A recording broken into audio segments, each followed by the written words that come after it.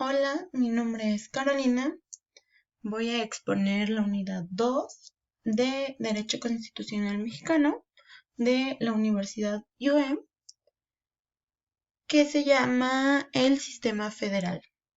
Para comenzar con este sistema federal, primero tenemos que desarrollar el concepto de federal, que este concepto proviene del vocablo latín, que es foedus, que puede ser interpretado como tratado, y el sufijo ismo, que refiere a la doctrina o sistema. Si nos vamos a la definición doctrinal, tiene algo que ver con este concepto más etimológico. La definición doctrinal nos dice que es un sistema basado en la unión permanente de estados que se vinculan bajo principios de jerarquía, autonomía y participación. ¿A qué hacen referencia estos tres principios? El primer principio, que es el de jerarquía, hace referencia a que tenemos como una escalerita de leyes, donde en primer lugar irían las federales, que sería la constitución política. Después irían las estatales, que podrían ser los códigos, la propia constitución de cada estado. Y en último lugar yo pondría por llamarlo como último lugar, pondría las municipales, que sería el bando municipal, pero cabe recalcar que dentro de estos municipios hay comunidades, y dentro de esas comunidades también puede haber leyes propias de cada comunidad. Luego, el principio de autonomía nos hace referencia a que los estados que están dentro de este sistema tienen la posibilidad de gobernarse, no de gobernarse, sino de tomar decisiones propias, siempre y cuando no violentando las leyes federales, como sería pues la Constitución nuevamente.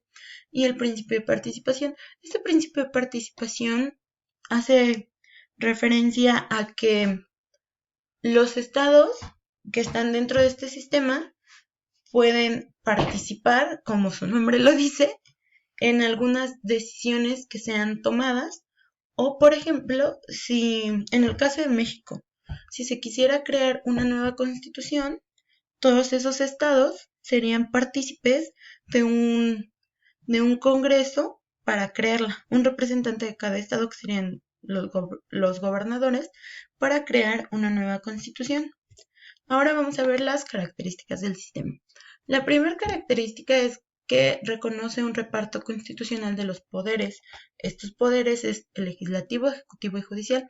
Como ya lo sabemos, el poder legislativo es el que crea leyes, el poder ejecutivo es el máximo representante y el poder judicial es el que aplica las leyes. Luego, en la segunda característica tendríamos que se rige por una constitución escrita que regula a todos los estados. Esto es lo que mencionaba un poco más atrás. En el caso de México tenemos la Constitución Política de los Estados Unidos Mexicanos, y esta constitución no puede ser violentada por los estados que están dentro de nuestro sistema federal. Es como decía, va una jerarquía de leyes, y a la que todos nos tenemos que acatar es a la Constitución. Luego, en una tercera característica tenemos que tiene un territorio. Este territorio es propio, está delimitado, está dividido, y sobre este es donde se ejerce el poder de manera soberana. En este territorio, el territorio general le compete a la federación. Luego, la división que hay dentro de este territorio, que sería la entidad federativa, le compete a un gobernador, y dentro de esta entidad federativa tenemos otra división, que son los municipios, que le competen a un alcalde o presidente municipal. Luego, en la cuarta característica tenemos que las entidades federativas tienen leyes internas. Es lo que mencionaba ya anteriormente, que cada estado puede tener su propia constitución, sus propios códigos, para legislar de acuerdo a lo que él cree sin violentar la Constitución nuevamente. Los estados tienen autonomía por participar en el gobierno nacional. Estos estados tienen, bueno, creo que es muy repetitivo mencionar otra vez porque tienen autonomía, que es gobernarse por sí solos, tomar decisiones por sí solos dentro de su territorio. Y existen gobiernos locales, es lo que decía, que hay un presidente municipal, hay un gobernador, hay un... se me fue el nombre, pero dentro de las comunidades tenemos también a un representante. Posteriormente vamos a analizar el sistema federal en Estados Unidos. Realmente el sistema federal nació cuando se consumó la independencia de Estados Unidos y esta independencia se consumó cuando la corona inglesa fue perdiendo fuerza. También cabe recalcar que, como aquí nos dice, fue el primer país en adoptar el sistema. Más adelante haremos una comparación entre cómo está el sistema en Estados Unidos y cómo está en nuestro país. Ahora, el sistema federal en México, por primera vez lo adoptamos en 1824, que fue la constitución, la primera constitución, sin temor a equivocarme, creo que puedo decir que fue la primera constitución totalmente mexicana. Obviamente se dieron diversas constituciones a lo largo del tiempo. Es como hubo un tiempo en el que fuimos centralistas, es decir, que el poder estaba solamente, que fue en el gobierno de Santana, que solamente estaba en él el poder. Y pues en la Constitución de 1917, que es la que actualmente nos rige, en esta Constitución volvió el federalismo y se quedó. Es decir, que si checamos nuestra Constitución, ahí podemos percatarnos de que somos un país que está dentro de este sistema federal. Como ya lo había dicho, en muchas constituciones el sistema federal tuvo mucha variación en México porque volvía y luego lo quitaban y luego lo volvían a poner y lo quitaban y cosas así. Pero yo considero que, bueno, para mi consideración, la de 1824, que fue la primera que nos adoptó este sistema, y la de 1917. La de 1855 me parece, o la del 57, ay, no me acuerdo si hubo 55 o 57, pero esta también fue de suma importancia.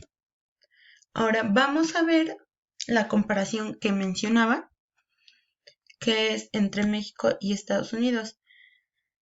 Vamos a hacer una comparación en la estructura de ambos países.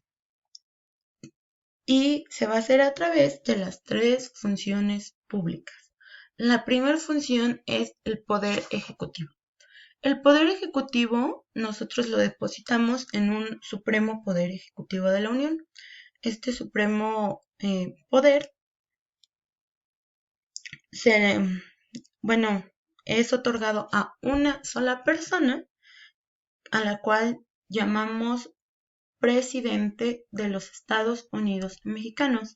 Este presidente dura en el poder 6 años y no hay derecho, en el caso de México, a la reelección. Luego, Estados Unidos. Estados Unidos se conforma, como ya lo podemos ver, en el poder ejecutivo se conforma por diversas partes, que es el presidente, el vicepresidente, el gabinete del presidente, la oficina del presidente y las agencias independientes del gobierno. En este caso, en Estados Unidos sí existe la reelección y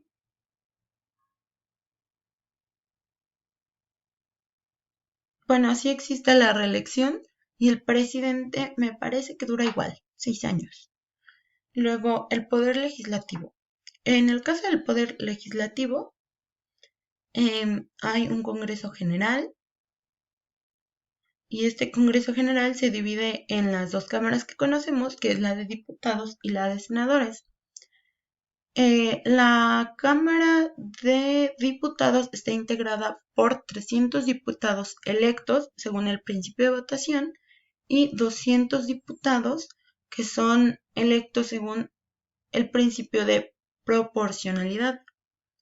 Y posteriormente la Cámara de Senadores se integra por 128 senadores.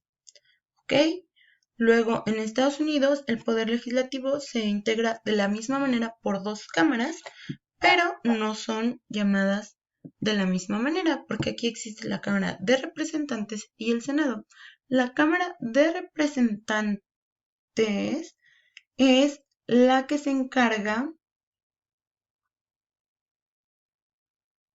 La Cámara de Representantes, perdón, la integran 435 representantes.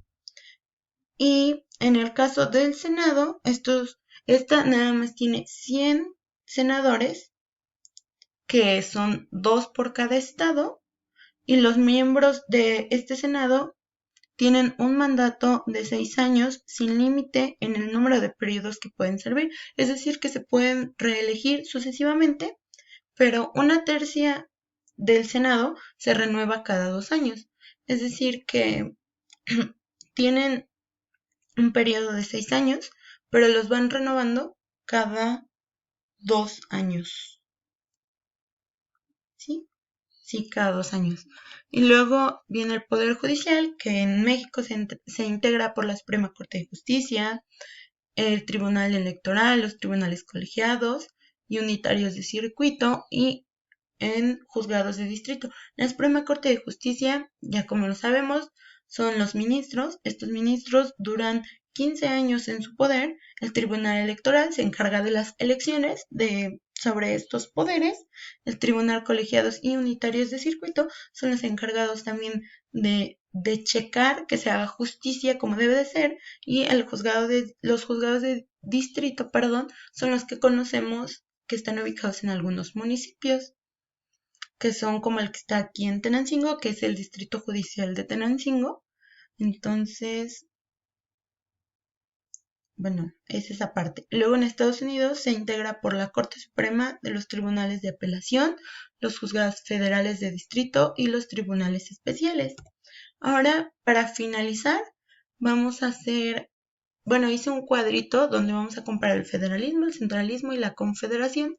Puse pequeñas características con las cuales podemos identificar rápidamente de qué sistema se trata.